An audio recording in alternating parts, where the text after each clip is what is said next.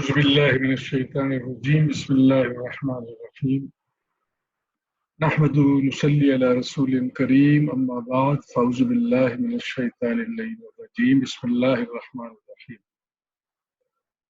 My very good friends, students, learners, peers, mentors, teachers,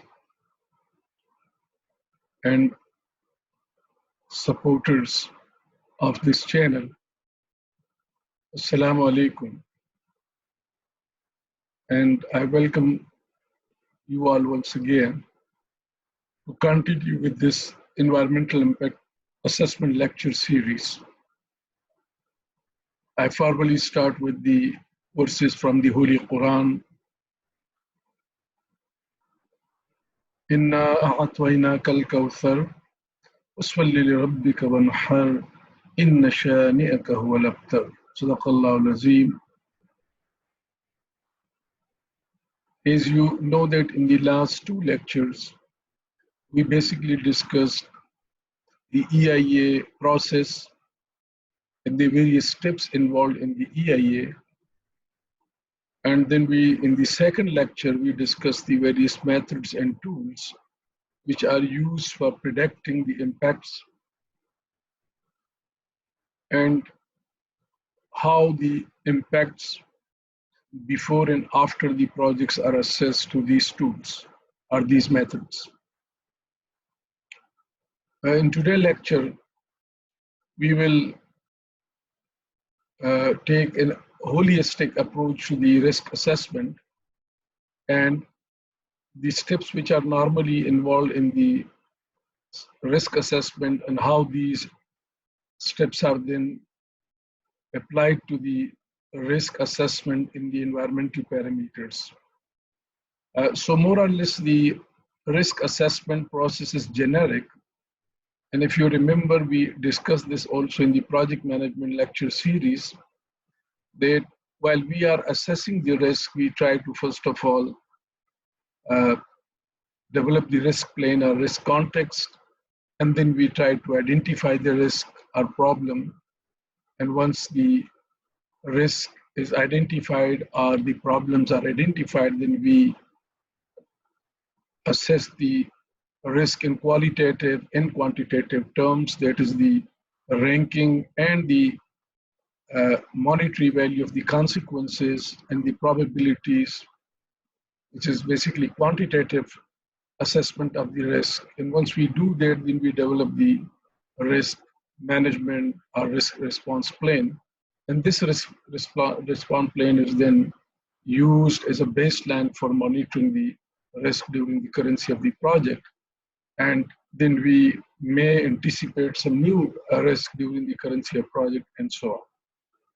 Today, the same more or less 5 or 6 steps we will discuss in the context of the environmental impacts and some applications. This is the typical decision-making process that when we try to see that whether a project is to be approved or not within the context of any decision, when we try to understand the decision situation, we define the problem, we define the objective to solve the problem, we try to diagnose the problem, the reasons and the causes, and then we develop the alternative solutions to solve the problem. We evaluate these solutions and we then finally choose the best alternative solution out of the available solutions, and then we implement the best solution, and then this process is completed, and we try to see that if there is any need required to our understanding or the corporate approach to the risk management. Now, when we are dealing with the environment in which the decisions are made, we have 3 major kind of environment of the decision making. One is certainty, where we have a very accurate decision because the outcome is distinct and unique and we don't have any confusion. The risk is the circumstances where the outcome is more than one, but for each outcome we can assess some probability.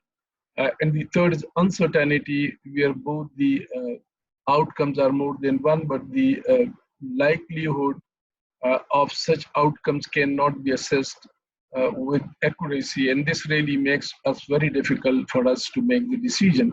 And in environmental risk assessment, we are often uh, faced with such kind of challenges which are highly uncertain in terms of its impact on the uh, natural habitat, on the flora and fauna, on the water resources, on the various aspects of environment. And that is where the environmental risk assessment becomes really very challenging and difficult. We discussed this briefly that we develop the plan, we identify the risk, we qualify the risk, rank the risk, prioritize the risk, then we do for the quantitative assessment, and then we develop the risk plan, or risk management plan, and then we monitor it. So this is the generic project risk management we discussed previously in the project risk management uh, knowledge area. When we talk about the environmental risk assessment or ecological risk assessment, basically it provides the scope and much of the data for explicitly dealing with uncertainties related to the environmental risks. The two major categories of risks are human health and those are ecological systems. So normally we have the human risk assessment and we have the ecological risk assessment. And both are the components of the risk assessment. So this is a scientific method of confronting and expressing uncertainty in the predicting the future risk as the dimension of the chance, which is called probability of the some degree of damage in the unit of time, or the probability of frequency of occurrence of an event with certain range of adverse. So we have two components in the risk. The one is the probability or the likelihood of, or the chance of its happening, and the second is the consequence or the impact which we can have in case of any risk. So environmental risk assessment is the process of evaluating the likelihood of adverse effects and to be transmitted the natural environment from hazard that accompany human activities. So we normally try to evaluate the likelihood or the probability of such a risk and the consequence, both the consequence and the probability together would make the degree of risk severity. So we have 4 questions in mind. That what can go wrong if there is adverse consequences. For example, if the pollution level due to the new plant or cement factory which is being established in the neighborhood is beyond the predicted level, then what can happen? What is the probability and how? What is the chance of it's happening? And what are the range of distribution? That if there are some adverse consequences, then what will be the temporal or the spatial diversity or distribution and severity, and what can be done? What will be the cost of its mitigation in case there is any such scenario in which we don't have control over that, and how can we reduce the risk of damage to the human or environment? And that is basically the most difficult part of the environmental risk assessment. So the ERA attempts to quantify the risk to human and economic welfare ecosystem from any human activities and natural phenomena that perturb the natural environment. This is a kind of major risk associated with development projects. For example, we are having the same old, in the petrochemical refinery, for example, we have the toxic chemical, there might be some inflammable explosive, and there might be some temperature extreme conditions. So for different kinds of projects, we can see there are different kinds of impacts or different kind of risks or hazard associated with. For example, if we go to the establishment or construction of a cement factory or a cement plant, we have the explosive material, we can have the extreme weather condition, and maybe some more which are not listed here. So the 5 or 6 steps we discussed, that we try to identify the sources of adverse impacts, then we analyze that qualitatively and quantitatively, and then we also assess the consequences under each risk, and we try to develop the quantitative assessment, and then we go for the risk characterization or risk classification, and then we develop the risk management plan. And maybe when the sixth stage can be that once the project is approved and we are going to implement the project, then we can have a risk monitoring plan also, and this is certainly included in the risk management plan. This is just an example of the ecological risk assessment that we try to see that what is the problem. For example, if there is any wastewater coming from a cement plant or from any other production unit, then we would try to see that what will be the various living organisms or receptors who will be affected by this effluents, and then what is the exposure of extent of their exposure, and what can be the probable level of their exposure, and then what can be the toxicity assessment, and then what will be the nature of risk and the character of risk. So we have the more or less the same steps in all kind of risk assessment, but when we think about the environment, we have to think about the human beings and to the flora and fauna, the human beings, the natural habitat, and definitely the environment. So the identification of the hazard, which is difficult, one of the difficult parts, because these are, which is akin to the qualitative prediction of impacts, begins to answer the question, what can go wrong? For example, if the pollution level is beyond the maximum level prescribed by national environmental quality standards, then what can we do? It lists the possible sources of harm or impacts usually identified with experience elsewhere with similar technologies, materials, or conditions. So we can have the experts, we have the previous data with us, we have some consultants who can help us, the specialists who are working in the hazard identification. This, in fact, is a preliminary risk assessment which is immediately useful to managers. So based on this identification, we may try to sort out the 5 or 10 most high degree risk. Hazardous chemicals are major topic for ERA. Elaborate screening procedures have been devised to judge when a chemical merit full investigation. So a chemical, when being used in the projects or in the programs, certainly have very adverse impact, and we have to be very careful on that. So based on the expertise with the similar projects in the past, we can identify some of the major risks which we can have on the environment.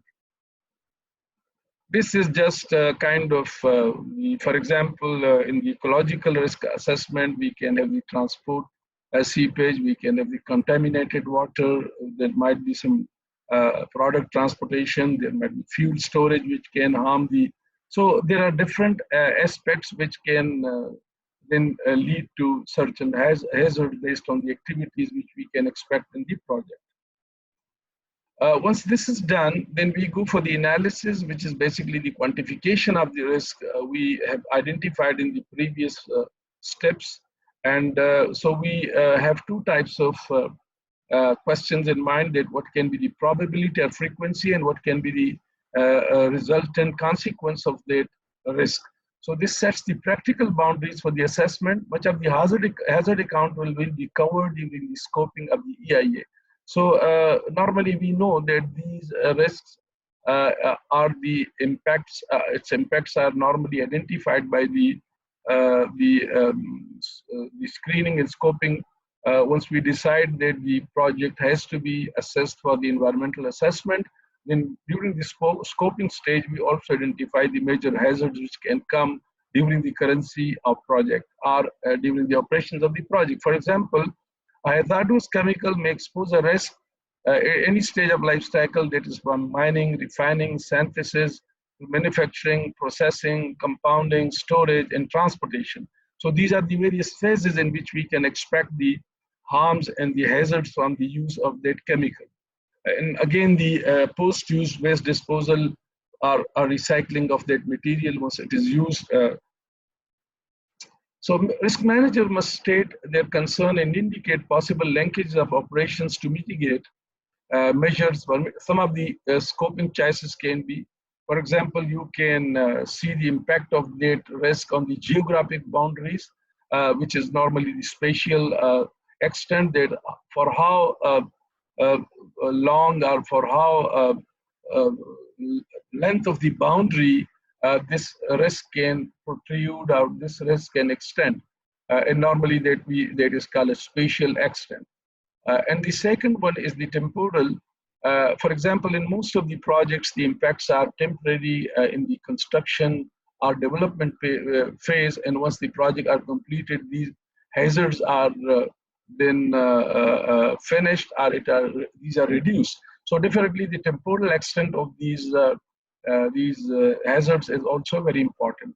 Stage of causal chain of events. The third question which we normally ask in this assessment, that what will be the cause and effect relationship of these events. For example, if in case we have the hazardous chemical leakages, then how can it impact the health of the adjoining area, the population, the workers, and things like that.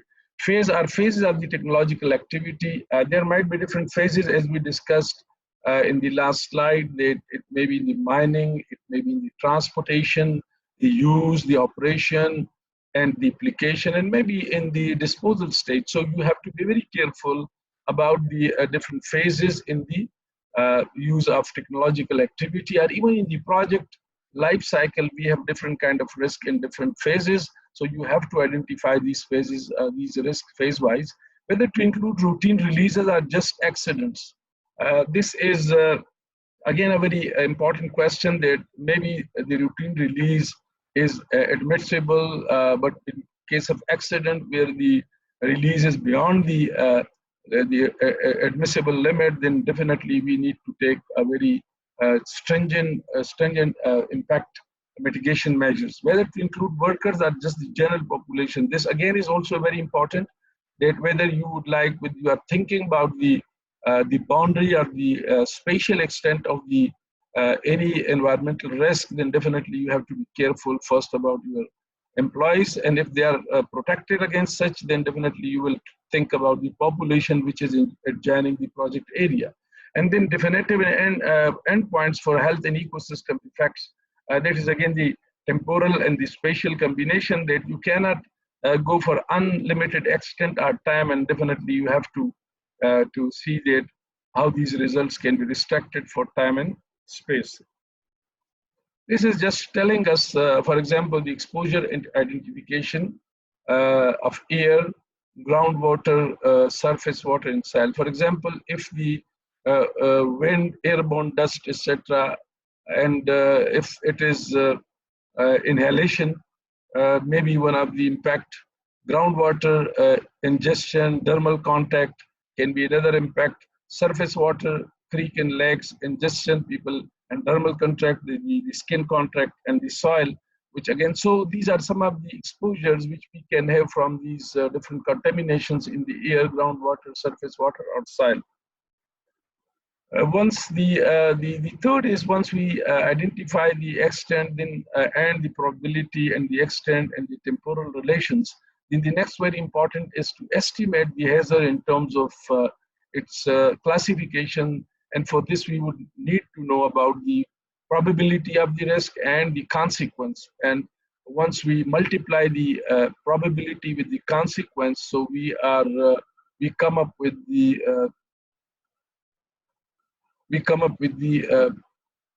risk estimation. So no exposure would mean that there is no risk. So experiential or imaginative construction models are made to how the hazards might be encountered. For the environmental pathway, the bodily dose response calculation is only one step. Knowledge of the earlier parts of the exposure sequence can reveal chances to reduce the risk. For example, a toxic chemical may ultimately poison the people with inhaled, but ERA seeks information on the type, amount, location, and storage condition of the chemical, that is an inventory, releases to the environment, whether deliberate or accidental, how people are exposed and for how long, ambient concentrations, the actual bodily dose, and then the physical condition of specific victims that may affect the how they respond. So based on this, we can estimate the hazard, and then sometime we may also classify the, for example, These are in some of the uses of environmental risk assessment. For example, in the land use planning, we may use it for the zoning, restriction or exclusion of dispenses, setting up industrial park, transport routing. In the pollution control regulations, we may need the ERA for standards setting, design of monitoring systems, strategies for cleanup. Similarly, for the allocation of money and financial resources to risk reduction, environmental risk reduction, we can think of the emergency plans, inspection schedule, screening, and this. So we can have different uses of these studies. This is just an example that how different kinds of chemical can have the impact on air, groundwater, plants and animals and soil. And then we can think of the various exposures and impacts. And then we can think in terms of doses to the human body. There are different tools. The fault tree analysis was one of the common tool in which we tried, and this is normally we also do in the risk tree analysis in the projects. So we try to see that how the hazard can lead to the other hazards, and we try to see the impact of the hazards in terms of tree analysis. So during hazard analysis, the sequence of events which could lead to hazardous incident is set out, and the likelihood of the incident is then quantified. Fault tree analysis plays a key role in this part of the risk assessment. Fault tree analysis is normally used to evaluate failures in the engineering system. So normally we are using the fault tree analysis or Ishikawa diagram or cause and effect analysis or the decision tree analysis we normally do to see the defect in the system or the internal or external defects in the quality management, and then we try to reach at the cause. So the analysis provided is a graphical representation of the relationship between specific events and the ultimate undesired event, that is the top event. For example, the ultimate undesired event might be a large fire, which the preceding event might be both spilling of a large quantity of flammable liquid and introducing a source of ignition. So there might be short circuiting, and there might be leakages, which can be one of the reasons, and these together can then lead to the inflammation and ignition. Fault tree analysis allows a systematic examination of various material, personnel, and environmental factors influencing the rate of system failure. The risk characterization, which is this quantify the risk and the likelihood of the occurrence and the severity of impact. So two things are really very important: that the consequence, how severe the consequence is, and how high the probability of its happening is. Then it gives us the combined the risk impact, which is sometimes called the expected value of the risk. And this is sometimes we develop the curves. You can see one of the curves. For example, the risk distribution of two hypothetical alternative industrial facility. Plant A is a lower mean risk, and plant B than plant B. Plant A, on the other hand, is a considerably larger probability. So if you see on one, we have the risk accident, number of accidents, and on the other side, we have the probability. So in the plant B has no low number of number of casualty. The outcome is relatively low, but certainly the probability is very high. If you see on the y-axis, you have a very high probability. But at the second stage, we can see that plant A has though large number of accident on the casualties per accident, but the probability again is very low.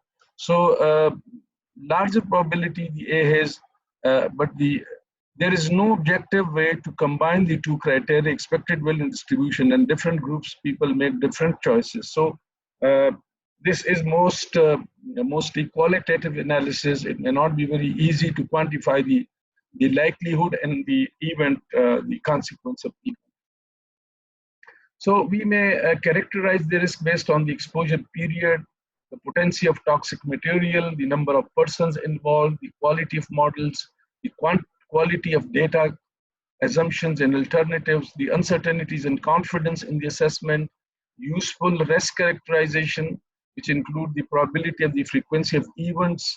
For example, equipment failure releasing toxic gas that kills 10 or more people is estimated to occur every 50 years.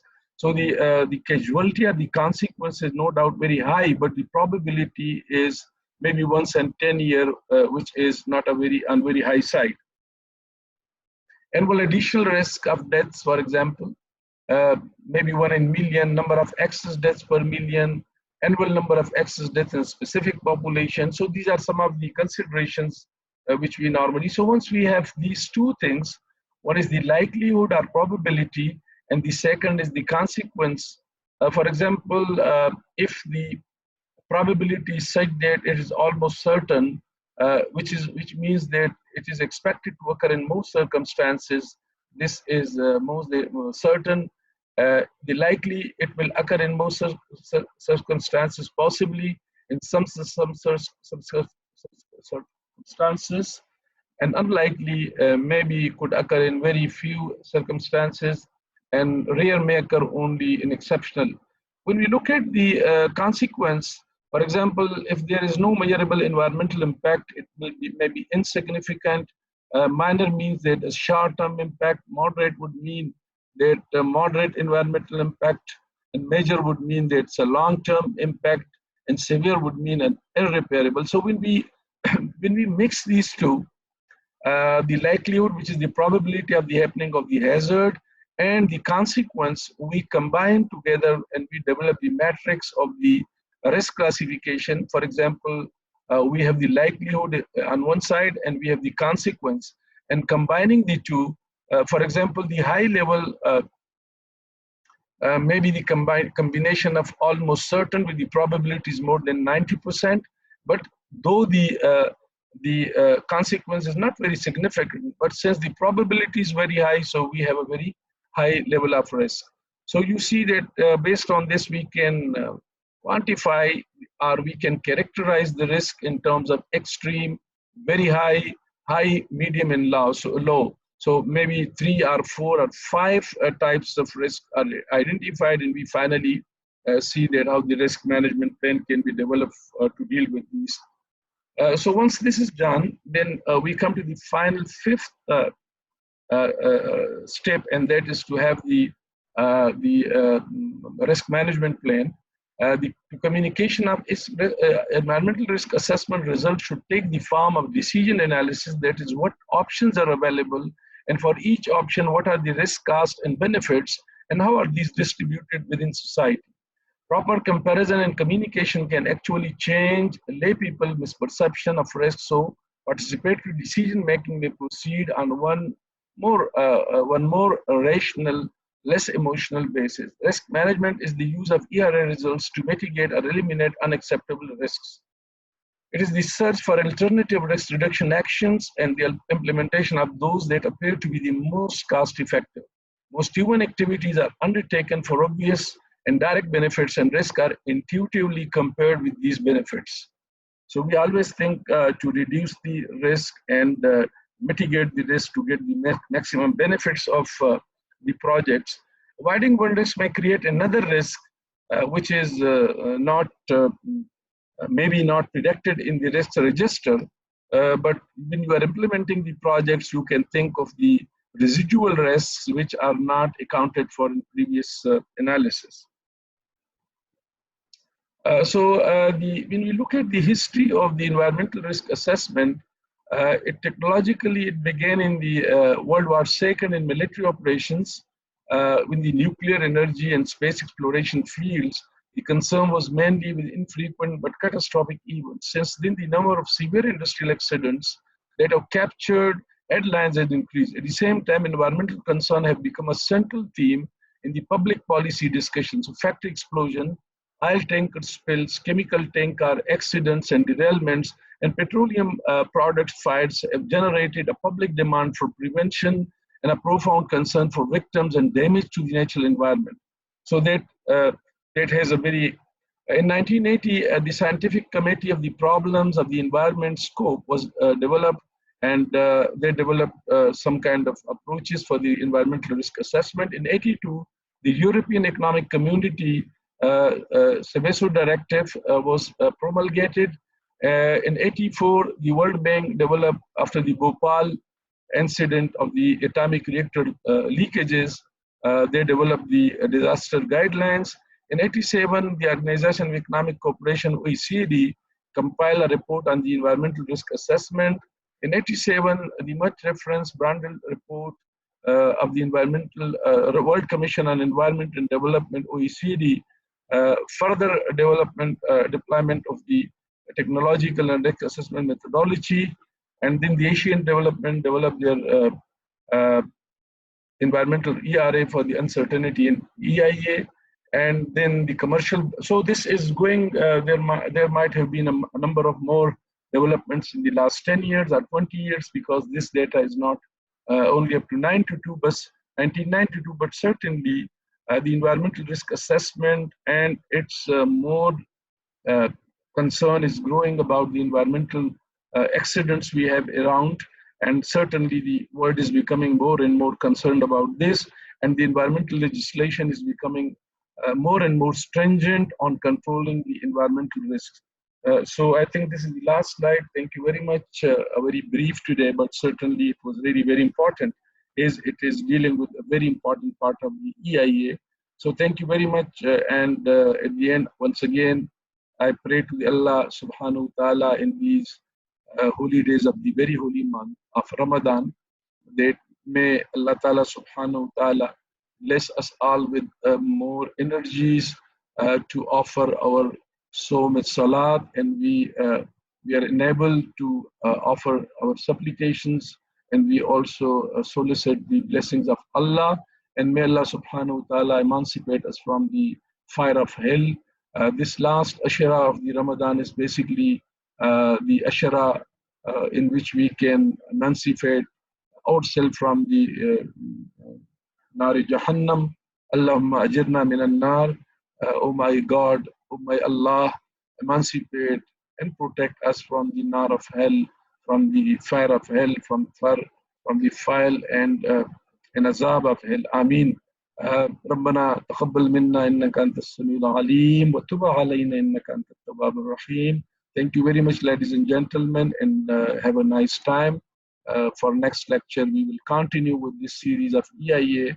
I hope that 8 or 9 lectures will be continued in next 1 week, and then it will be closed. Thank you very much.